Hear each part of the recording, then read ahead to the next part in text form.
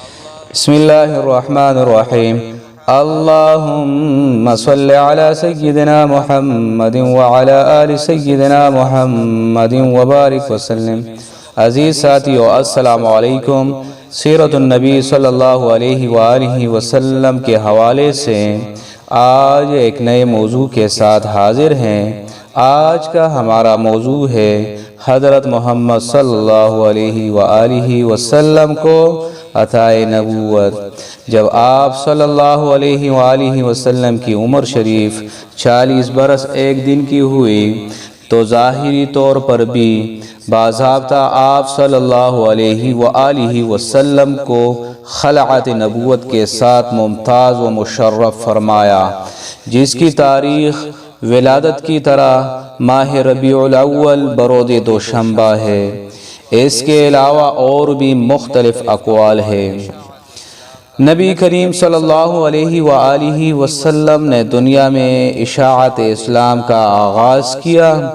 ابتداءً جب نبی کریم صلی اللہ علیہ وآلہ وسلم پر وحی نازل ہوئی تو آپ صلی اللہ علیہ وآلہ وسلم اعلاناً تبلیغ کے لیے مامور نہ تھے، بلکہ اس میں صرف آپ صلی اللہ علیہ وآلہ وسلم کی ذات کے لیے احکام تھے. پھر کچھ دنوں سلسلے وحی منقطع رہنے کے بعد جو آپ صلی اللہ علیہ وآلہ وسلم پر دوبارہ وحی شروع ہوئی تو اس میں آپ صلی اللہ علیہ وآلہ وسلم کو تبلیغ اسلام کے لیے حکم ہوا، مگر دنیا میں جہالت و ضلالت کی حکومت تھی. بالخصوص عرب کا غرور و تکبر و تقلید آبائیون حق پر کان لگانے کی ہرگز اجازت نہ دیتی تھی.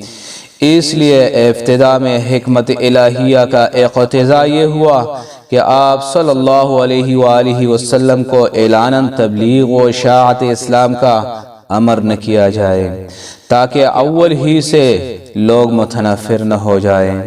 چنانچہ آن حضرت صلی اللہ علیہ وآلہ وسلم نے ابتدائی دعوت اسلام اپنی جان پہچان کے لوگوں اور ان شخصوں میں شروع کی جن پر آپ صلی اللہ علیہ وآلہ وسلم کو اعتماد تھا یا آپ فراست کے ذریعے سے ان میں خیر و صلاح کے آثار دیکھتے تھے.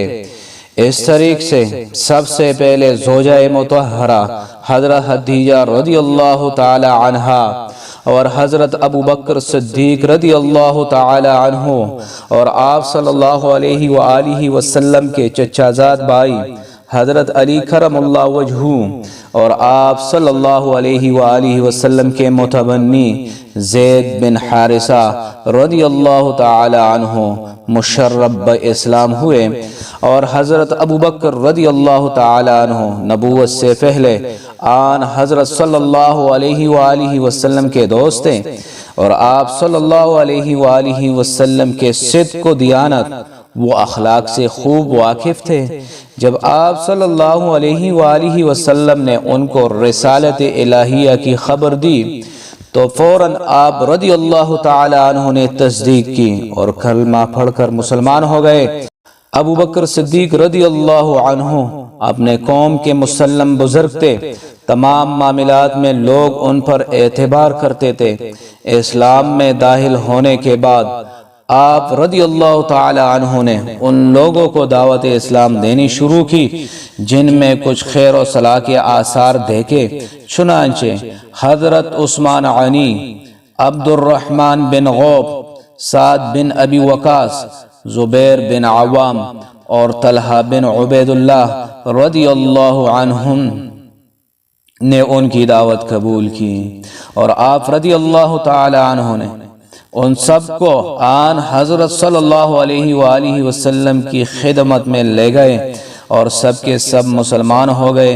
ان کے بعد ابو عبیدہ بن جراح، عبیدہ بن حارث بن عبد المطلب، سعید بن زید عدوی، ابو سلمہ مخزومی، خالد بن سعید بن عاص رضی اللہ تعالی عنہم، عثمان بن معظوم اور ان کے دونوں بھائی قدامہ اور عبید اللہ رضی اللہ تعالی عنہن اور ارقم بن ارقم رضی اللہ تعالی عنہ مشرب اسلام ہوئے۔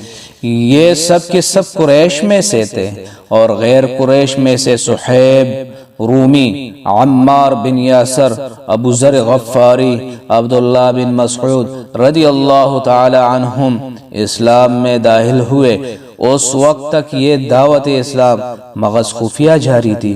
عبادات اور اعمال شرعیہ بھی چھپ چھپ کر ادا کیے جاتے تھے، یہاں تک کہ بیٹا باپ سے اور باپ بیٹے سے چھپ کر نماز پڑھتا تھا۔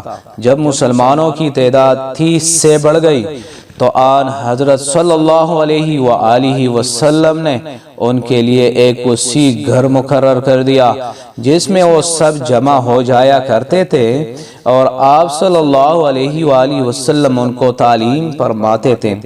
اس طریقے کی دعوت اسلام 3 سال تک جاری رہی۔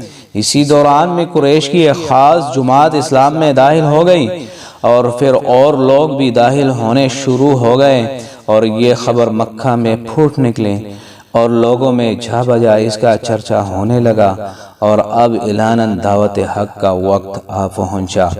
عزیز ساتھیو، سیرت النبی صلی اللہ علیہ وآلہ وسلم کے حوالے سے آج کا ہمارا موضوع اختتام کو پہنچا۔